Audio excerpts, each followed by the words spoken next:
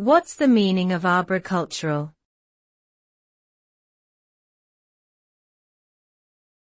Arboricultural.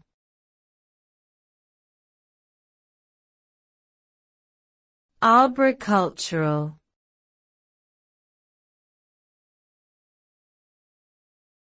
Arboricultural.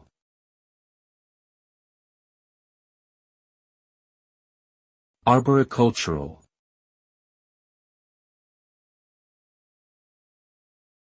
Arboricultural is the practice of cultivating and managing trees.